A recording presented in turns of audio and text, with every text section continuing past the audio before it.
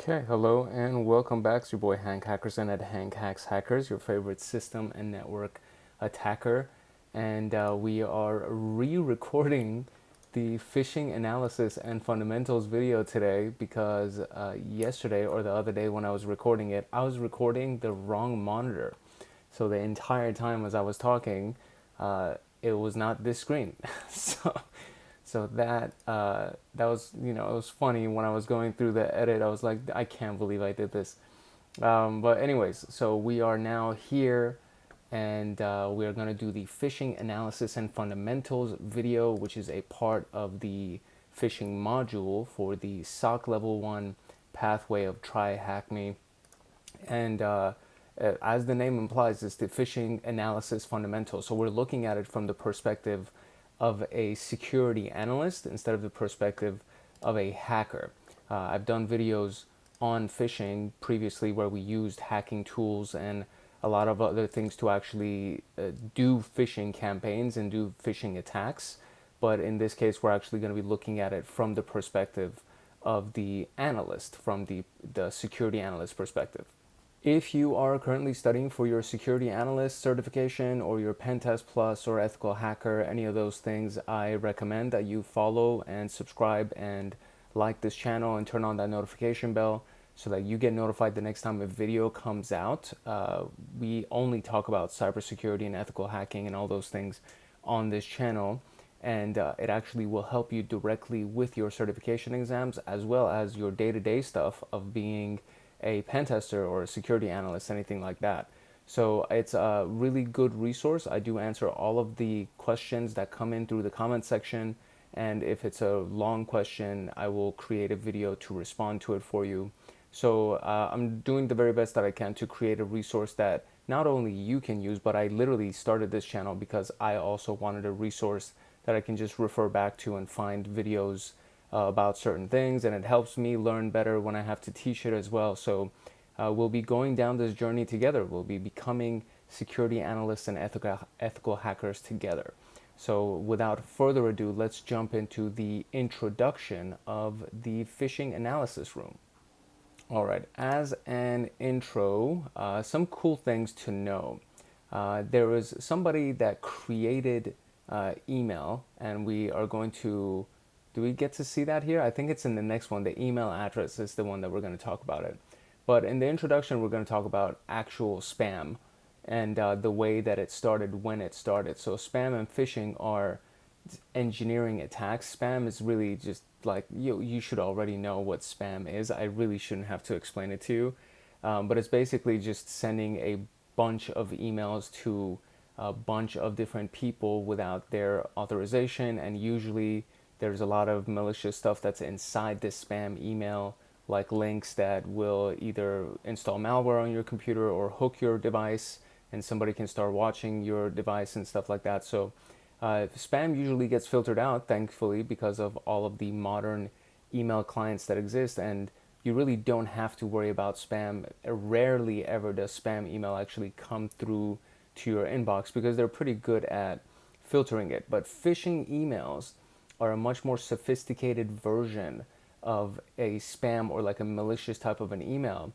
And those things can get through your spam filters because they're not designed the same way that a spam email is, and they don't get sent out to a million different people that didn't authorize it. They get sent out to a handful of people. So it's a completely different type of attack and a different type of strategy for an attacker to try to get at us. It's a social engineering type of an attack. So the first spam email goes back to 1978, and the whole thing I think started in the 70s in general. And you can, as an organization or as a security team, you can do all the recommended guidelines. You can do everything that you need to do to set up your defense strategy and have a really good defense system. But then all it takes is for the new hire that comes into the company who hasn't been trained or who isn't paying attention to just click on something inside their email, and the entire network is at risk. So it's one of those things that actually is really dangerous because it attacks the weakest chain link, the weakest link in the chain, which is the users, the human beings that are involved in the organization. are the weakest links in the chain. Human error is the biggest reason for a lot of cybersecurity attacks because systems are pretty secure these days. So anyways, I'm not going to digress too much off of that. So there's a lot of stuff that help combat spam and phishing, but we need to just know what these things look like and how to prepare ourselves and train our people so that they know what's going on in that environment as well. We're going to have a machine that I've already deployed for this. It's the virtual machine that comes with this room. This is what you see on the right side of the screen right here. And we're going to be using the emails that are inside of this machine as use cases and as samples. These are the emails that they gave to us. And yeah, we're going to use those for some of the exercises that happen. So let's go into the email address, the history of the email address. All right, so I don't know if you've ever wondered this. I never thought about it until this room. The person who made the @ symbol famous is a guy named Ray Tomlinson. And he was a part of the team that was responsible for creating ARPANET back in the 70s. And I really never even thought about it. I'm like, who made the @ symbol for the email address? Like, who came up with this, right? So the breakdown of an email address, if you don't already know, is that there's the username or the user mailbox, and then the @ symbol, and then the domain. So what it looks like is that, in this case, billy@johndoe.com. Billy is the username, the @ symbol is the @ symbol, and then johndoe.com is the domain. So Hank Hackerson at Gmail, or any of those things. These are the standard domain username, email address syntax. And so you can, if you want to look at it in the context of your street address, the street that you live on, the name of your street is your domain. And then there's your first name and your last name along with the house number that you're on. So the apartment number, the house number that you live in. And those represent your mailbox, which would be, for, in this case, Billy@Johndoe. Billy would be, 1567 would be the Billy part of it, and then johndoe.com would be Santa Monica Boulevard, some shit like that. And so that's kind of how you can look at it if you want to analyze it or compare it against a physical address. So, the postal worker knows where to deliver your email when they get your address. It's pretty simple. So the question for this one is, email dates back to what time frame? And that goes back to the 70s. It's right here where ARPANET came around. So that's where email started with. That's the time frame that it goes back to. So let's talk about email delivery. And it's going to get a little bit technical, but I think you can handle it. So let's talk about email delivery. Email delivery is done through 3 different protocols, okay? There's the SMTP, Simple Mail Transfer Protocol, and then there's the secure version of all of these things, because these are insecure protocols by themselves. There needs to be a secure version of these protocols. And then there's the insecure ports, which is the ports that are assigned to these things. And then there's the secure version of those ports. And we're going to talk about those in a little bit as well. But so SMTP is what sends the email. So we can call it the outbox. POP3, which is the post office protocol, is responsible for the transferring. So it's basically kind of like the cloud. When the email is in the cloud, it's in the POP3 protocol. And then IMAP, Internet Message Access Protocol, is responsible for the client and a mail server. So me using my email client, Yahoo or Gmail, to access the mail server to get my email, that's all done through IMAP, right? So it's 3 main protocols. POP3 and IMAP have the same definition, but they actually act differently. They have different purposes, right? So, for example, POP3, emails are downloaded and stored on a single device. IMAP, they're stored on a server and can be downloaded to multiple devices. POP3 sent messages are stored on a single device. The sent messages are stored on the actual server and can be accessed from multiple devices. On POP3, emails can only be accessed from the single device that they were downloaded to. On this one, they can be accessed from anywhere, and they can be synced and accessed across multiple devices.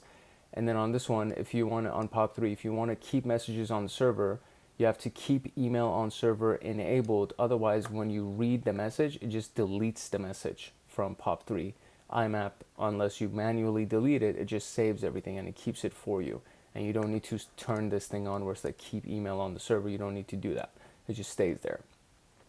This is what the visual of this whole thing looks like. So on the sender side, so Alexa at Jane Doe is the sender. And then notice that there's a SMTP server on this side and there's a POP3 IMAP server on this side. But what happens from Alexa is that it goes to the SMTP server and then it goes to the DNS server.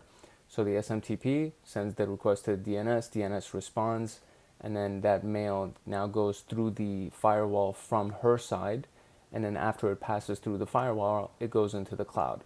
And then from the cloud, it ends up on the firewall on the receiver side, the recipient side, and then it goes through the SMTP server. Then it goes through the POP3 IMAP server, and it stays over here in the IMAP server.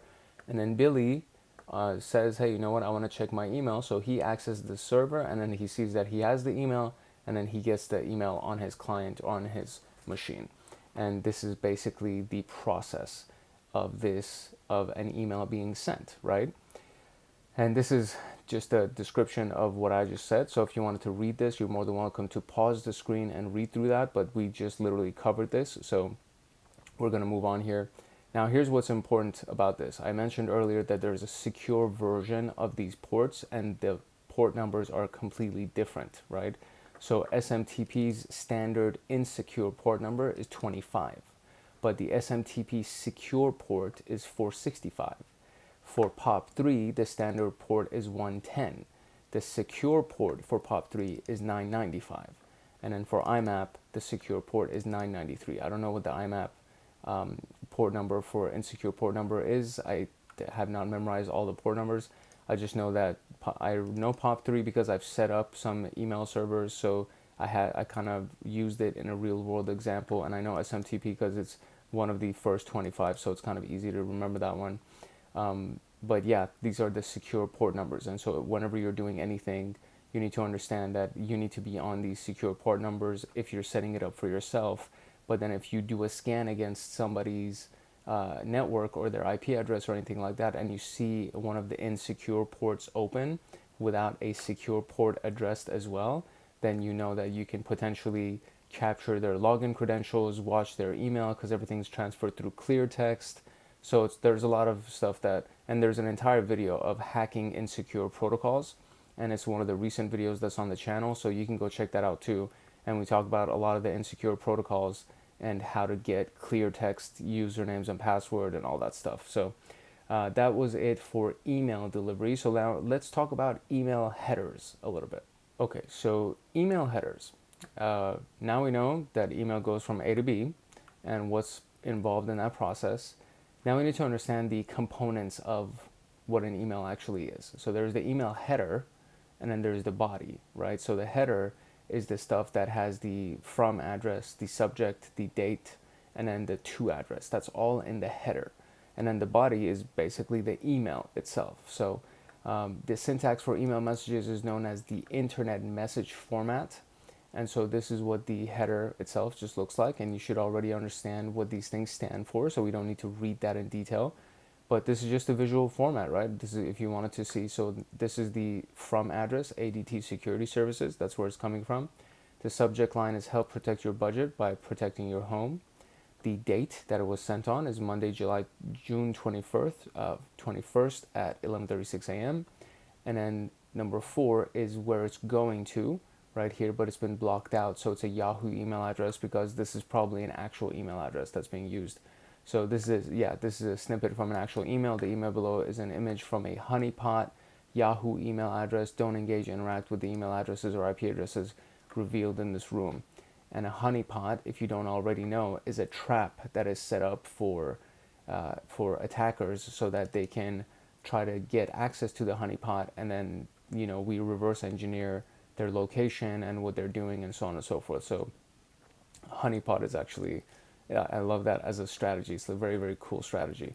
And then there's something, I don't want to get too distracted, but there's like a human version of it as well, where they call them either a Romeo or a Juliet, that they act as like a human honeypot to attract, the hackers or the con artists, and then they reverse, and it's really cool. So The numbers in the above image correspond to the fields. Another method to obtain the same email header information is by doing the raw version of the email, which shows you the source code. So when you click on it, it goes from this clean version of everything into source code.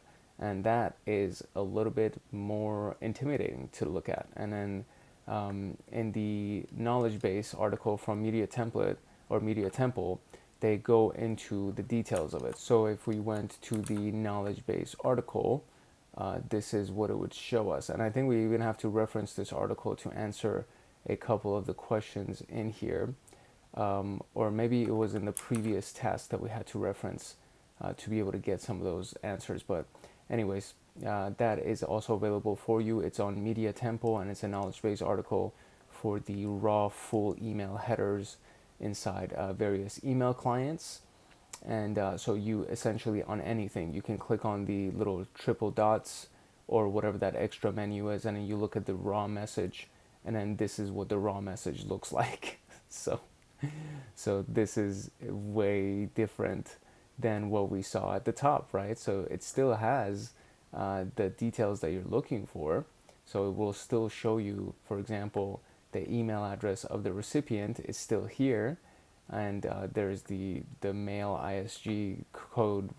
I can't even begin to try to decipher this without using some kind of a tool. And then you have the subject line that's right here, and then the from that is coming from, and then the to, and then the date. And then you can see that, that this is like the source stuff. And the reason why this is important, you'll see in a little bit. So right here, we see from the above image, right? And then we can also review this by looking at email 1 EML, which is inside our attack box, our machine right here. So there's the originating IP. So this is the IP address of the email that was sent, and it's known as the X header. Then there's the SMTP mail from, or the header from, and this is the domain the email address was sent from. And then there's the reply to, which isn't always where it came from. So these two addresses could be completely different. So for example, in the email sample above, the sender is newsletters at anti whatever, and the recipient, if the recipient replies to this, the email is going to go to reply at anti. And so this is not, it's always not the same emails. Or let me rephrase that. The sender email and the reply to email aren't always the same email. So it's very important to understand this. And when you decipher, when you're trying to analyze emails on whether or not they're spam, what you see as the sender email, which in this case may be newsletters at so-and-so, that's what you end up seeing. That could be completely false. And you could actually be interacting with a completely different email address. So this is very important to understand. This is another source from Media Temple when we go into understanding an email header and what can actually be put inside of an email header. And I think we also referenced that. So it says what email header is the same as reply to. Yeah, and so we have to go over here, and this is where we would go to. We would go here, and I would search for reply to. Yep, there it is, reply to. And so it says the return path right here. The email address for a return email or for return mail, this is the same as the reply to address. It's the return path. And so that's our answer over here. And then once you find the email sender's IP address, where can you retrieve more information about the IP address? And in that case, it's going to be aaron.net. Can I zoom out?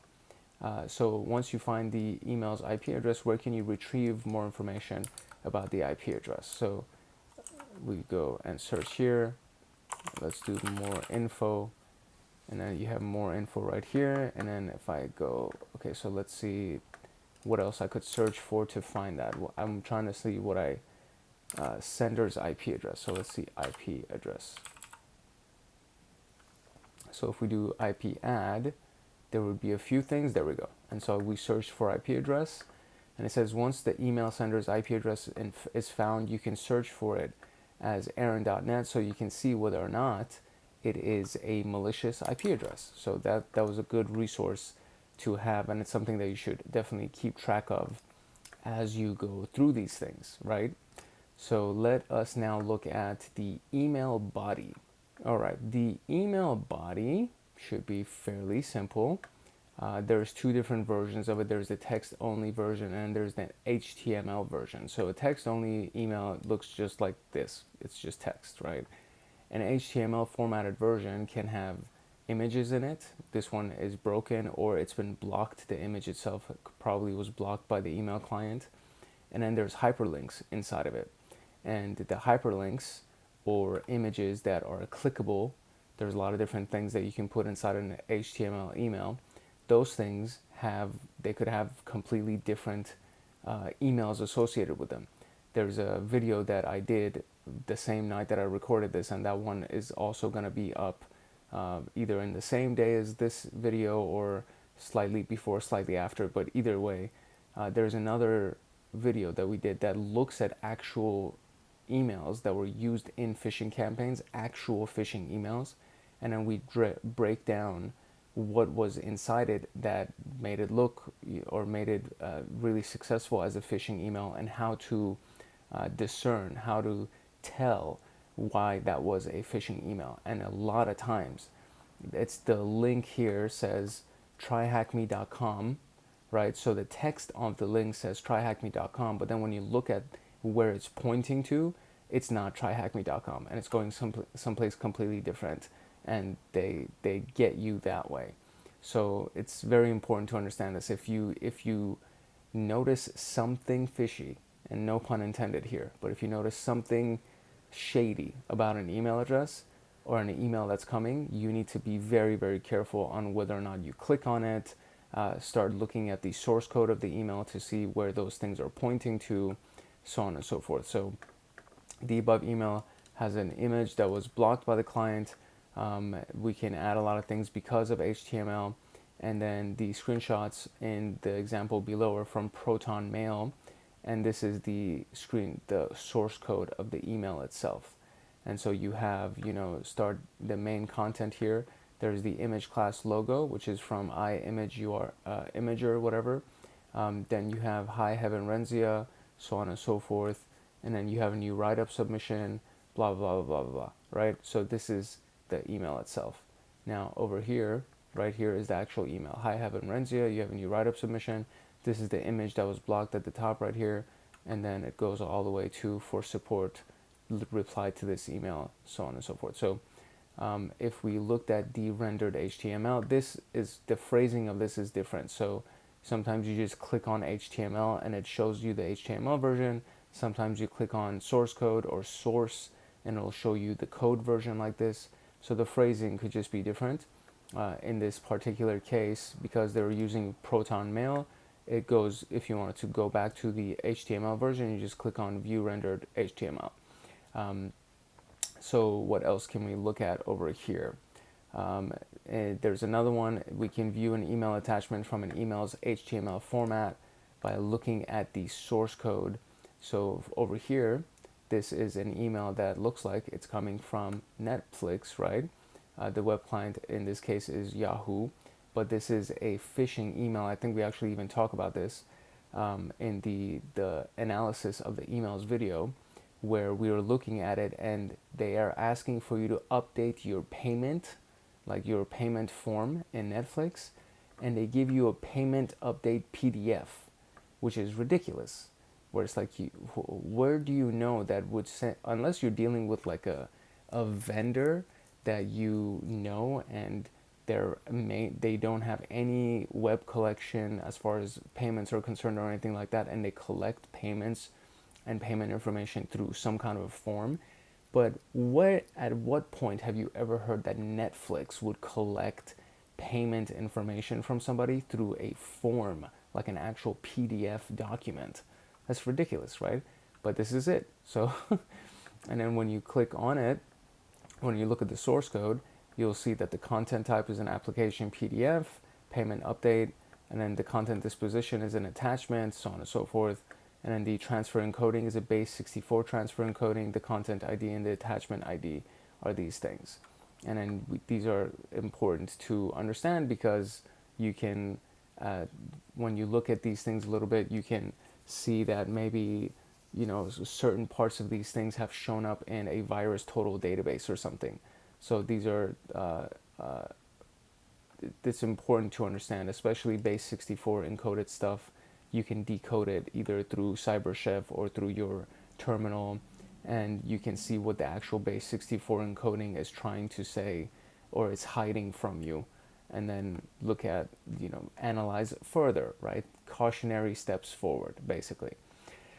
So when interacting with attachments, please proceed with caution and make sure you don't double click an email's attachment by accident, because it'll actually run whatever is inside it and open it. And sometimes when they put code inside the macro of a PDF document, as long as you open it, you run that code. So you don't want to open it, right? That's very important. So you don't want to accidentally open something and then run the code that's hidden in the background, and now your computer is screwed. So, or maybe even worse, your network is screwed. So headers specific to content can be found in various locations within an email message source code. They're not associated with attachments only. For example, the content type can be text HTML, and content transfer encoding can be 8-bit instead of base 64, for example. So in the above screenshots, what is the URI of the blocked image? And we found it from the source code right here. So this was the URI, and this is not copy pastable, so you actually have to type this out, and it's HTTPS imager whatever. So that's the URI of the image. What is the name of the PDF attachment? It's payment update ID PDF, and we see that right here. And view the information in email to and reconstruct the PDF using the base 64 data. What is the text within the PDF? Now this was something that I was like stuck on for a while.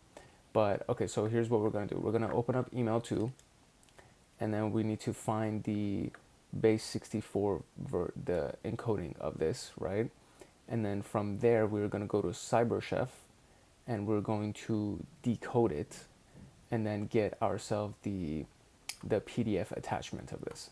So first I'm going to open up Internet Explorer on this machine, and they want us to use CyberChef, so it's literally going to load Internet Explorer with CyberChef, and then from there we're going to get the base 64 encoding of this thing, and then go ahead and have some fun. So alright, so the base 64 encoding is this whole thing. So we take this entire thing, I went to the bottom of the email, come all the way to the top, and then we're going to take this entire thing right here, and we're going to copy this, and then go inside CyberChef, we're going to paste it, and then now you see both of these things, and then we're going to do from base 64, so it decodes it for me, and now you see that the content has changed, obviously, as soon as this turned on. So if I turn this off, you'll see again. So this is what it looks like. They're both exactly the same. And then we turn on that we want to change it from base 64 into something that's a little bit more legible. And now we have this, right? So this is the decoded version of this. So what we're going to do to make this easily accessible for us is we're going to save it, and then we're going to save it as a PDF. So instead of a DAT, it's going to be changed to a PDF. And then there you go, you have your download, and now all I got to do is just open it, and it'll open inside my web browser, and right there is going to be the flag. This took me so long to do the first time that I did this. I lost my freaking mind. I was like, what am I doing wrong here? Because I thought I was supposed to read, like I was supposed to try to find the flag inside of the output here, and I was like, yo, this doesn't make sense. I don't know what's going on. Like I can't find anything in here. And anyways, but yeah, that's what you do. So you first, you paste it in the CyberChef, you put the from base 64 filter on here. It'll give you something that's like this, and then you save it, and then when you save it as a PDF, not a DAT. So you just change that from DAT to PDF, and then you save it, and then you just open it up, and there is your flag, benign PDF attachment. That's what it is.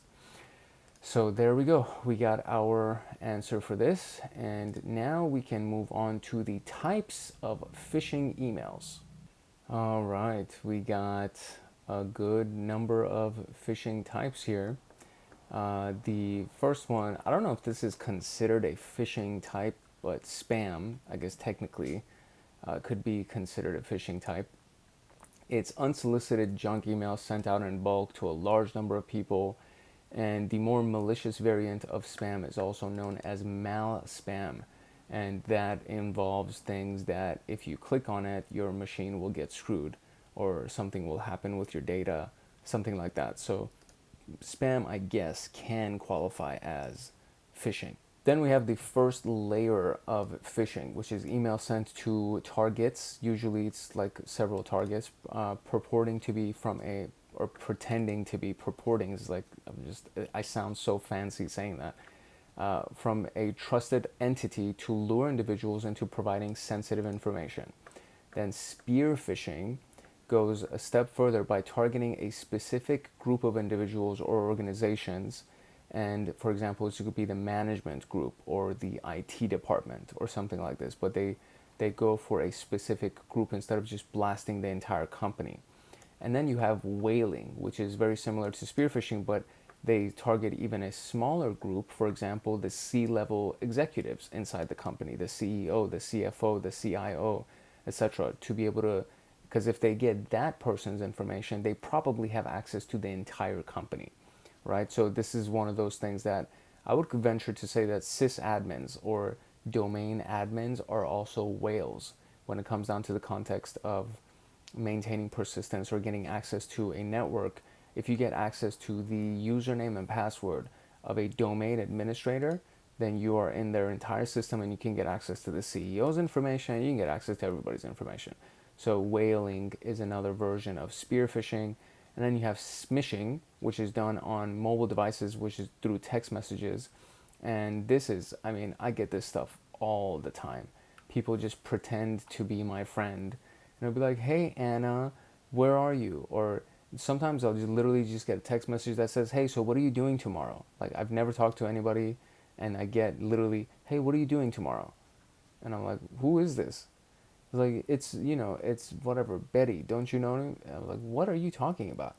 And at first I used to be really upset, but now I'm trying to string them along because I want to see how far I can take them and eventually send them a link to click on so I can see who they are and when they're from. And that's still a work in progress. I think I'm too obvious and they know that I'm messing with them and then they just move on. They don't spend their time with me anymore. But smishing is through text messages and then vishing is through phone calls. And this one is actually very, very scary because there are softwares like 11 Labs voice emulator where you can feed several hours of data, basically several hours of voice samples into this AI, and then it'll duplicate that voice, and then you can feed it a script, and then it'll say whatever you want it to say in that voice. So if you knew exactly who I was and who my family members were and to access my family members' contact information, and you called somebody in my family and used my voice, because there's so much of my voice available on YouTube right now, you can use my voice, duplicate my voice, and then contact somebody in my family pretending to be me. You understand what I'm saying? And it gets really scary. There's a lot of stories that are out like this that people just have gotten conned so badly because they think that they're talking to a family member and then they just divulge a bunch of information. And one of the ones recently that I heard was they recorded the voice of the girl's dad, and then they called her using the dad's voice, and it was like he was talking in a busy background. It sounded like he was in like a busy environment. And then he goes, hey, what's your social? I'm trying to add you to this life insurance policy. And then she goes, what? It's like, what's your social security number? I'm trying to add you to a life insurance policy as my beneficiary. And so she just gave her social security number because she thought she was talking to her dad. And just like that, she got caught. So it's very, very, very scary, the stuff that's happening with AI. And then there's these visual emulators that can duplicate somebody's likeness, and it's very, very crazy what's going on. So phishing is going to become a big concern. Social engineering attacks are going to become a big concern, and it's something that you need to understand. It goes way beyond email at this point. So yeah, just keep your guards up. be aware, be paranoid. The paranoid survive out here. So when it comes to phishing, the modus operandi, the MO, is usually the same depending of the objective of the email. So they're just basically trying to get the same thing done. They want to either harvest credentials or gain access to a system, or get your personal information, and so on and so forth. Typical characteristics is that the sender email and address will be masquerade as a trusted entity, which is considered email spoofing.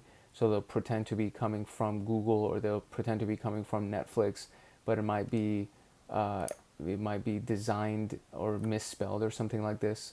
Might be trying to come from PayPal, for example. This is another one.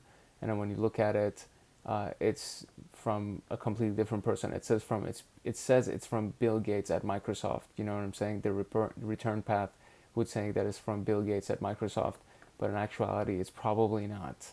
You know what I mean? There's a lot of stuff that can be considered email spoofing. The subject line and body text is written with a sense of urgency, so confirm your order, right? Invoice suspended, staff pay structure or staff pay stubs, something like this, like something that will make you be like, what? And then you just want to click on it because it seems either urgent or very curious, and you're like, wow, damn, I want to see what's going on. So the email body HTML is designed to match a trusting entity such as Amazon, so they'll use Amazon logos, and the format of the Amazon emails is poorly formatted or written with a bunch of misspellings. That's like the complete opposite of this. So you look at that, and then you see, oh, well, this looks like directly from Amazon. And then you look at this, and you're like, dude, you have like 5 misspellings, pretending to be Amazon, and you can't spell, really? The email body uses generic content such as dear sir or madam. That's very, very fishy. I've also gotten hello dear, and it's like, who the fuck talks like that? But so hyperlinks, oftentimes using URL shortening services to hide the true origin of the hyperlink, or sometimes it'll actually say www.tryhackme.com. That's the text, and then it's hyperlinked to look like this. So instead of saying email spoofing, it says www.tryhackme.com, but then when you look at the source code, it's actually not the thing. So if I do copy link address for this, for email spoofing, if I do copy link address, I open up a new tab and I paste the link address, we see that it doesn't say email spoofing, right? It says whatever this website is. So if you do that, and that's just a very basic version of trying to find out what the hyperlink behind something is.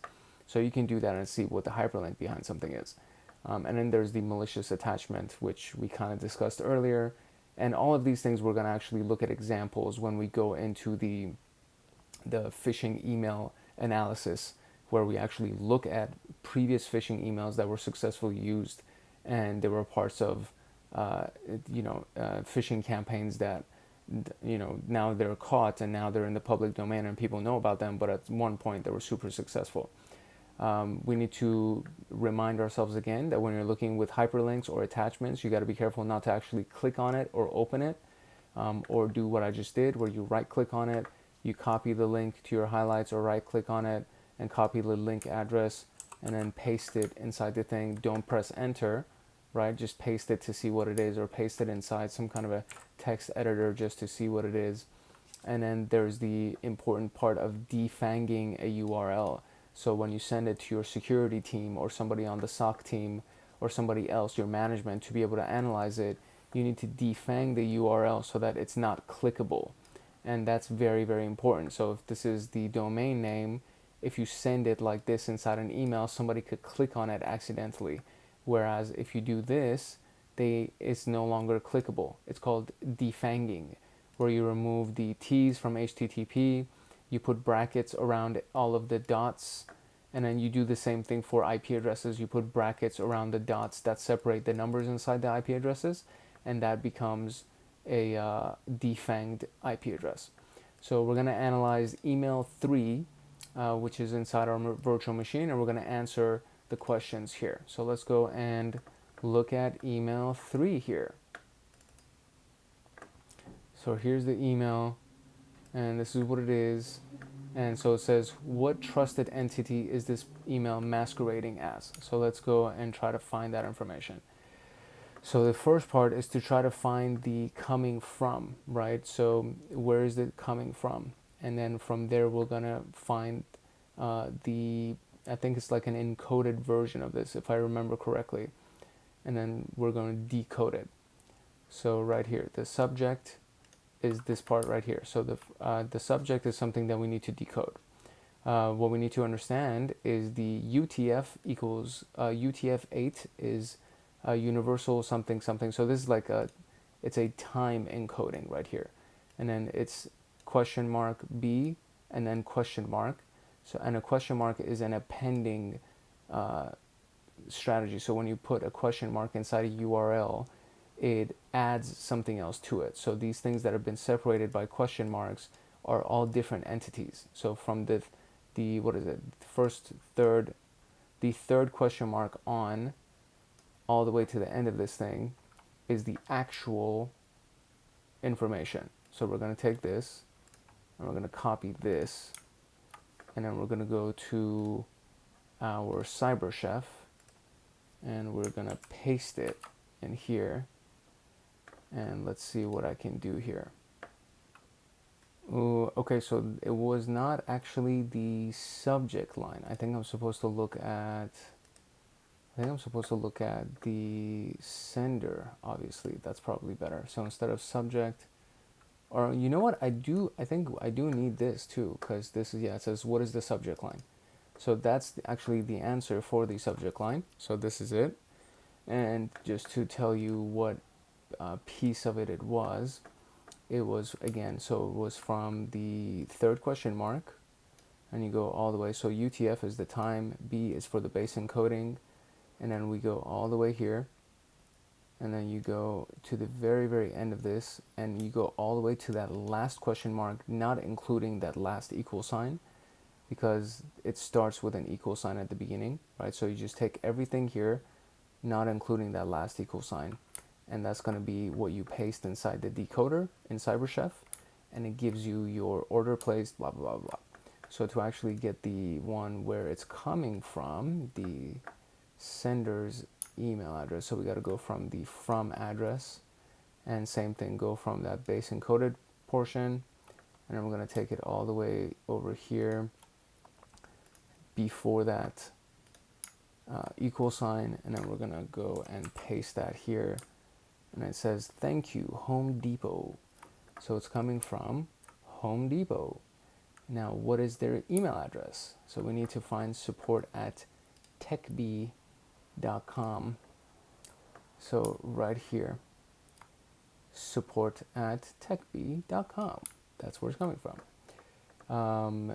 What else? We need the last thing. So what is the URL link for the click here that is inside that email? Enter the defanged URL. So what we can do here to make this easy, we can search through the email for click here, and then we'll see that we actually find it. And so it's right here. So now I need to go and get that entire URL, and HTML code for making a URL starts with ahref. So if you can find that portion of it, and I just want to expand this a little bit to make it easier, but it's giving me a hard time here. So it starts with click here. So this is it, or the text itself is at the end of the hyperlink, and that's what we see here, is that this is the text itself and it's at the end of the hyperlink, and this A portion right here, that means this is literally the very end of the hyperlink.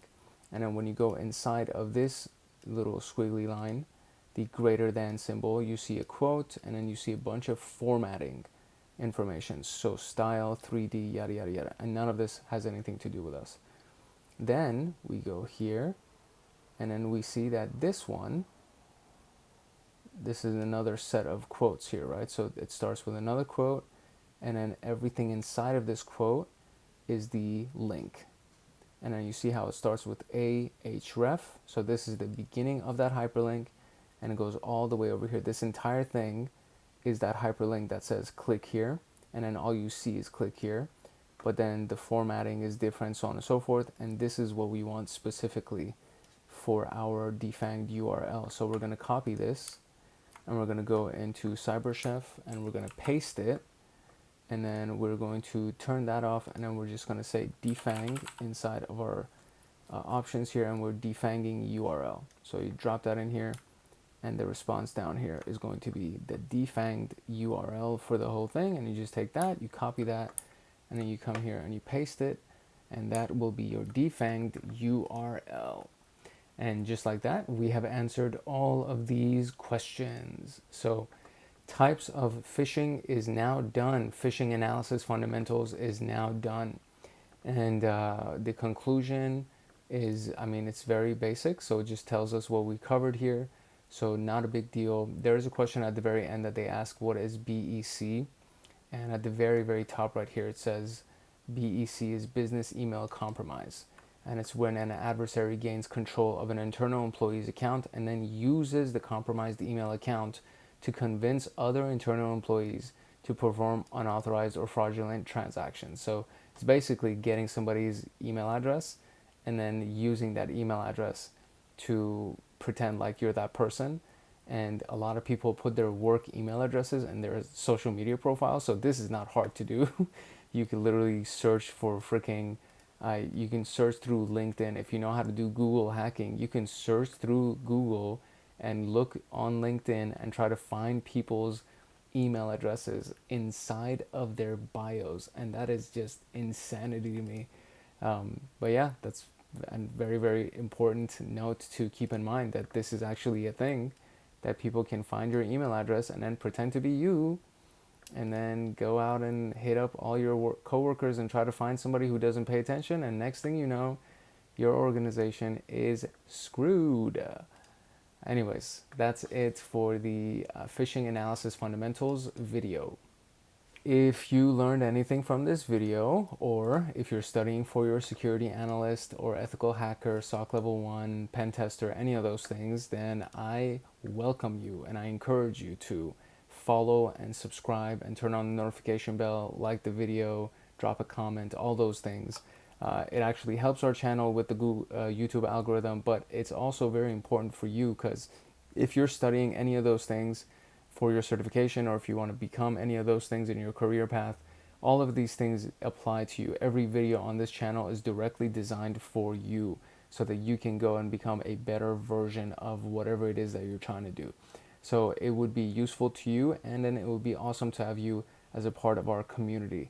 And we're growing a community. It's a beautiful community. I love everybody that's joining, and it's really, really fun to see the growth and see all the comments and people making smart ass comments.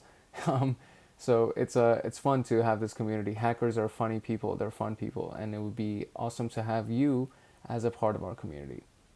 It's your boy Hank Hackerson at Hank Hacks Hackers, your favorite network and system attacker, or network and system protector in this case, because we're studying the SOC Level 1 pathway. I hope you enjoyed it. I hope you got a lot of value from it. If no one else loves you, Hank loves you. Love, peace, and chicken grease. I'll see you in the next video. Later.